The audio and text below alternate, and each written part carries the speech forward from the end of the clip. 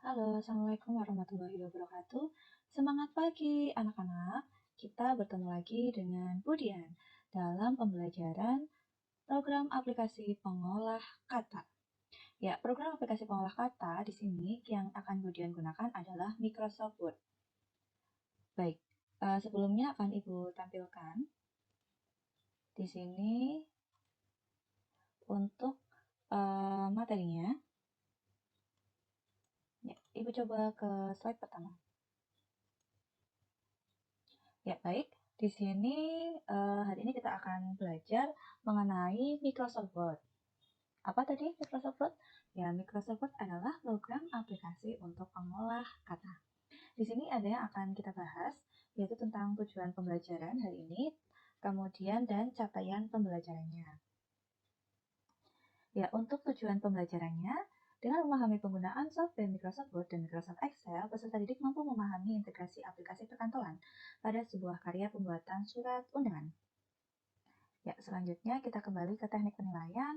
Jadi nanti kalian kalau misalnya sudah belajar tentang Microsoft Word, kalian itu harusnya bisa bersikap lebih baik lagi dan lebih terampil lagi dan lebih paham tentang materi hari ini. Selanjutnya capaian pembelajarannya apa saja? Capaian pembelajarannya yaitu di sini ada elemen teknologi informasi dan komunikasi atau TIK, dan capaian pembelajarannya siswa dapat mengoperasikan aplikasi pengolah kata, siswa dapat menggunakan fitur lanjut aplikasi perkantoran beserta otomatisasinya untuk mengintegrasikan konten aplikasi yaitu penggunaan mail match. Ya, baik, kita kembali. Selanjutnya di sini apa sih yang dimaksud dengan Microsoft Word? Ya, coba diingat-ingat lagi apa yang dimaksud dengan Microsoft Word. Nah, Microsoft Word merupakan salah satu perangkat lunak pengolah kata yang masih satu keluarga dengan Microsoft Office ya. Sejauh ini Microsoft Word merupakan salah satu aplikasi pengolah kata yang banyak digunakan di hampir semua bidang pekerjaan. Fitur-fitur Microsoft Word di situ ada bagian-bagiannya ya. Nah, di sini ada yang pertama, yang ditunjuk angka 1, yang bertuliskan apa itu? Teknologi, informasi, dan komunikasi. Di situ disebut sebagai title bar. Title berarti apa? Judul. Oh, oke. Jadi, menampilkan nama dokumen yang sedang dibuka. Nah, dokumen ini bernama teknologi, informasi, dan komunikasi. Selanjutnya yang kedua, di sebelah kiri ini ada Quick Access Toolbar. Di sini fungsinya untuk sebagai kumpulan tombol, diantaranya ada Home, Save, Undo, dan Repeat Typing ya.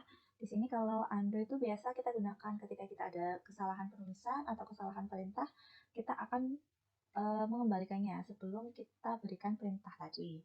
Selanjutnya, yang ketiga, di sini di bagian kanan ada Window Management, adalah kumpulan tombol, diantaranya ada Windows Help, Ribbon Display, Minimize, Maximize, dan ada tombol Close ya untuk menutup. Ya, seperti itu. Tadi ada apa aja? Ada Windows Help, ini yang bentuknya seperti tanda tanya. Kemudian ada Ribbon Display, Minimize, Maximize, dan Close. Selanjutnya, yang keempat di sini ada Ribbon, dokumen atau kumpulan tab yang berisi tentang Home, Insert, Design, dan lain-lain. Yang kelima di bawah ini apa tulisannya? Paragraf ya. Ada font, ada clipboard, ada stylus dan editing. Nah, di situ bagian apa yang kelima? Ada grup ribbon. Di situ berisi kumpulan tab yang berisi beberapa kelompok perintah seperti font, paragraf, kemudian apalagi? Clipboard, style, dan editing. Selanjutnya yang keenam nih, yang ditunjuk panah. Nah, yang ditunjuk panah itu di situ ada yang disebut dengan ruler. Ya, mempermudah dalam menyesuaikan dokumen. Ya, misalnya mau di mistar mana sih? Garis sebelah mana sih? Nah, seperti itu. Kemudian ini ada yang nomor 7. Nomor 7 adalah scroll bar. Menggeser tampilan halaman bisa atas bawah atau kanan kiri. Oke, selanjutnya yang paling lebar yang ada di tengah, ini ada workspace. Tempat menuliskan dan menampilkan tulisan yang Anda buat. Nah, letaknya tuh di sini nih, di tengah ini. Kemudian nomor 9. Nah, di sini nomor 9 di bagian bawah sebelah kanan, dia adalah page view. Di sini kumpulan tombol berisi read more, print layout, web page layout, kemudian zoom, ini yang buat kontrol memperbesar atau memperkecil dokumen. Nah, ini bisa di sini. Selanjutnya yang 10 adalah status bar, ini ada di sebelah kiri bagian bawah. Kumpulan tombol berisi number in document, number words in document. Nah, di sini ada proving check. Nah, ini kita bisa gunakan untuk melakukan perintah-perintah lainnya. Ya, jelas ya anak-anak? Ya, selanjutnya di sini ada keterangannya. Boleh dibaca.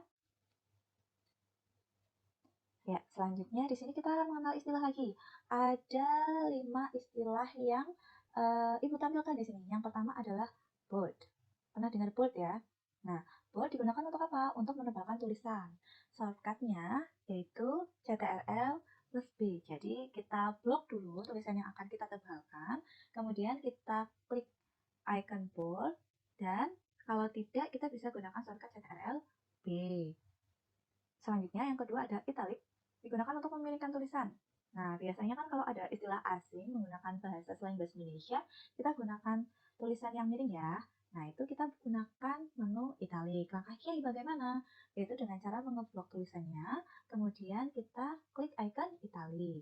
Yang ketiga ada underline, digunakan untuk memberikan garis bawah pada tulisan. Shortcut yang digunakan adalah CTRL plus U. Underline itu kalau kita mau kasih garis bawah itu loh, kalau ada kan di kalimat-kalimat yang akan kita tegaskan supaya pembaca itu melihat dengan jelas, itu kita bisa gunakan icon underline. Yang keempat, di sini ada subscribe. Nah, di sini digunakan untuk memperolehkan huruf ditulis lebih kecil dan terletak sedikit ke bawah. Nah, itu hurufnya itu beda dengan ukuran yang lain, lebih kecil dan biasanya letaknya di bawah. Kalau superscript itu sama, hurufnya lebih kecil tetapi penulisannya di atas. Ya, jelas ya? Ya, baik. Kalau jelas, kita lanjutkan kembali. Ya, tadi kita sudah membaca bersama-sama untuk keterangan dari 5 fungsi menu ya. Ada bold, italic, underline, dan subscript, superscript. Nah, di sini Budian akan coba untuk mempraktikkan kelima-limanya itu. Ibu sudah membuka lembar kerja di sini dengan judul Informatika Pengolah Kata ya. Judul ada di atas, kemudian ini ada tab, kemudian di bawahnya itu ada ribbon menunya. Nah, selanjutnya di sini kita tinggal mau mengetikkan nih, apa sih yang mau kita coba ubah? Ya, di sini dari yang pertama yaitu huruf tebal. Nah, di sini Ibu ketikkan huruf tebal. Nah, di sini Ibu ingin membuatnya menjadi tebal, berarti menggunakan bold ya. Di sini ada icon bold atau menggunakan CTRL B. Nah, ini dengan apa tadi? Dengan icon bold. Ya, kemudian yang kedua, kalau Ibu ingin memiringkan kata atau huruf, selanjutnya di sini Ibu coba untuk menuliskan huruf miring. Nah, ini kan tadi tebal. Ibu mau hilangkan huruf tebalnya, jadi kita bisa klik ulang boldnya supaya menjadi tidak tebal. Kemudian selanjutnya di sini Ibu mau membuat huruf itu menjadi miring. Kemudian kita klik icon italic atau CTRL I. Nah, menggunakan di apa? Italic. Selanjutnya yang ketiga yaitu huruf garis bawah.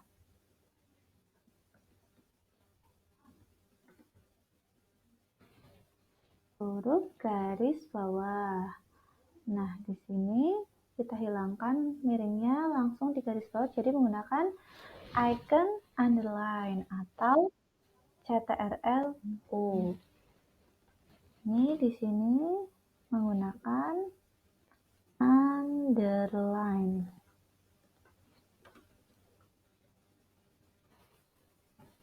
Selanjutnya, ya, Selanjutnya ada untuk yang kita coba untuk perpangkatan dan istilah kimia. Misalnya di sini ada H2SO4. Kemudian di bawahnya adalah perpangkatan X kuadrat dan Y kuadrat. Nah, kalau H2SO4 ini kan nanti kita pengen supaya angka 2-nya menjadi kecil ya. Di atas atau di bawah kalau istilah kimia, yaitu ada di bawah. Jadi kita pilih ikonnya subscribe, kita klik saja atau dengan CTRL plus sama dengan.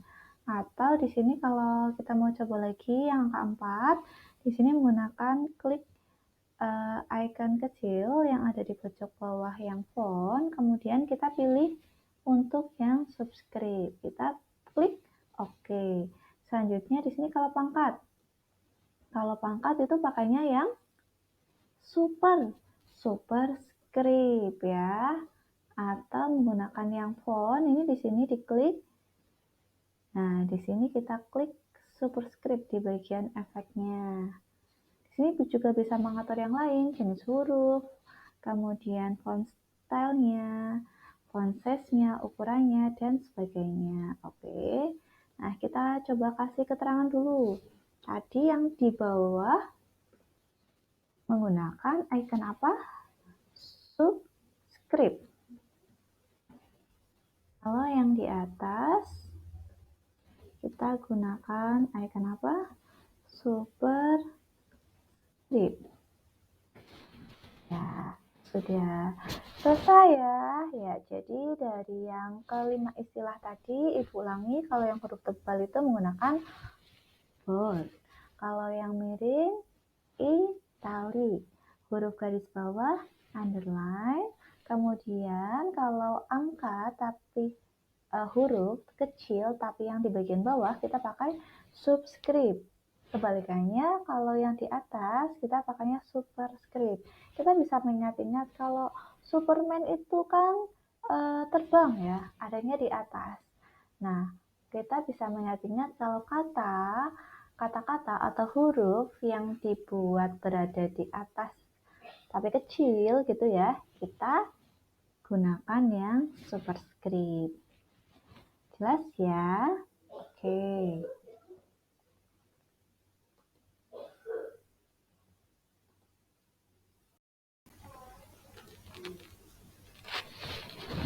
Ya, di sini Ibu coba untuk memberikan informasi kepada kalian ya mengenai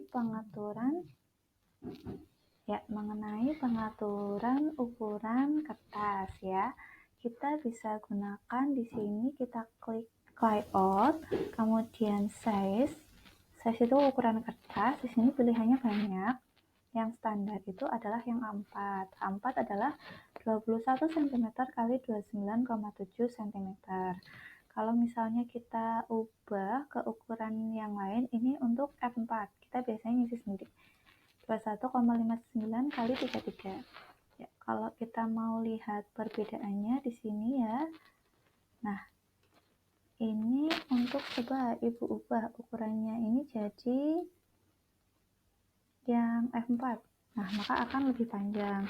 Nah, ukuran kertas yang ini lebih pendek, seperti itu. Kalau itu mau atur ukurannya jadi sama semua, coba pakai layout, size, kemudian pilih yang A4.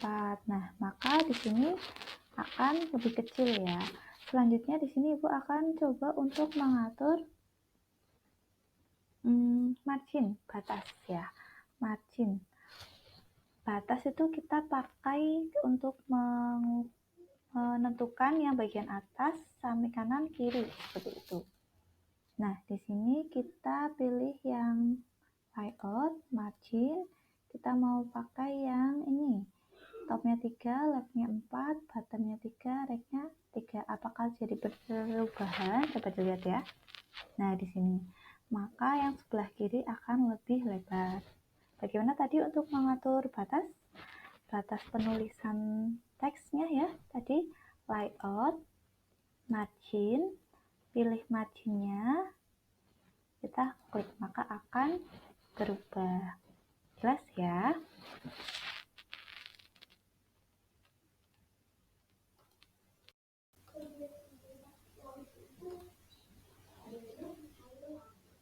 Ya, di sini Ibu akan coba untuk menyisipkan gambar ya.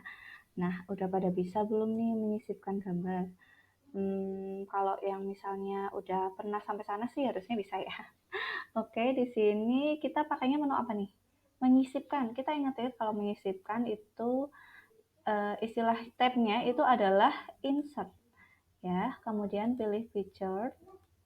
Kemudian kita pilih di sini gambar, file, logo, insert. Oke, sudah. Tadi apa? Insert, picture. Nah, pilih gambarnya ya, apa? Terus klik insert. Kita mau ngatur nih supaya ini bisa digerakin. Bisa digerakkan gimana sih? Nah, ini ada web text, kemudian kita bisa pilih yang square. Maka gambarnya bisa digerakkan seperti itu ya. Atau mudah untuk dipindah. Bisa pakai in front of text, itu di depan teks, kemudian kalau misalnya behind itu di belakang teks. Oke, jelas ya. Sampai di sini dulu. Terima kasih. Selamat belajar.